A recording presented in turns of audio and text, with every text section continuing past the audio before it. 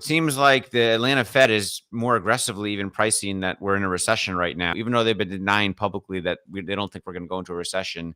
Technically, it seems like we are in a recession. If there's a GDP print for the second quarter of a recession, a negative, then it's by definition a recession, right? It seems like the the Fed is like the last to realize that we're in a recession. This is one of those bad news is good news kind of things. The Fed is justified in kind of using every tool in their arsenal to, slow down the economy in order to like put a lid on inflation. But I think with where things are going right now, there's more of a recognition that the economy is actually in a pretty precarious, weak spot. So that may give pause to some further rate hikes going forward. The markets seem to be sending a signal that commodity prices were way overheated on a lot of the concerns that we had. And so I think those coming down to the degree that they have so far is counter-inflationary pressure. I don't think raising interest rates 75 basis points twice in 2 months is going to be that drastically different than raising it 75 basis points twice in 4 months,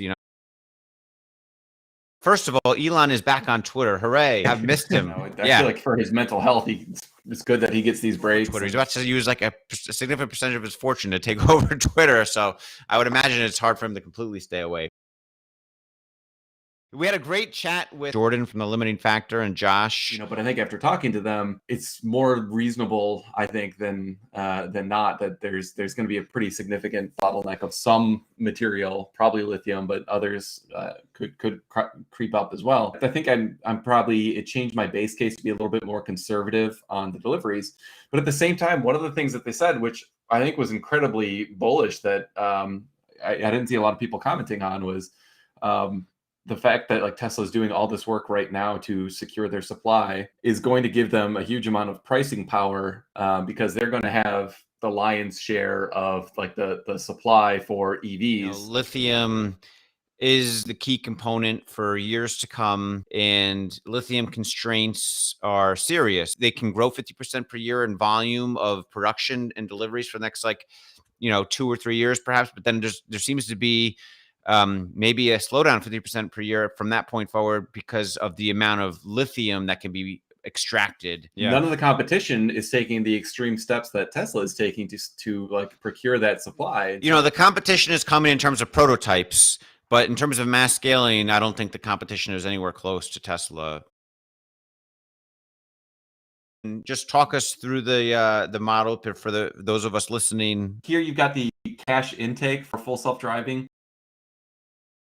My feeling is that Shanghai is really the breadwinner for Tesla up till now, because I thought that the delta between Fremont efficiency, which was up all quarter, versus, and did most of the production this quarter is so different versus Shanghai's efficiency. I'm trying not at all to focus on like even the next 2 years with Rocket Lab, because it's such a longer term investment for us. I've never seen like a mission be a catalyst for any of these rocket companies. It's like blowing up can be a negative catalyst, but successfully completing even a really cool mission doesn't ever seem to be a positive catalyst. I'm constantly looking at the lead times for all the different trims and in different geographies. Based on where the economy is right now, it makes sense that you should see, decreasing orders. I mean, that's been our thesis from the beginning, I think, is that they're a space services provider trying to be, do the vertical stack of, building the satellite services, launching to low Earth orbit, taking over the reaction wheels. In the near term, we don't know what's going to happen with Rocket Lab. So it's sort of like investing in a venture company fund in a way, investing in Rocket Lab.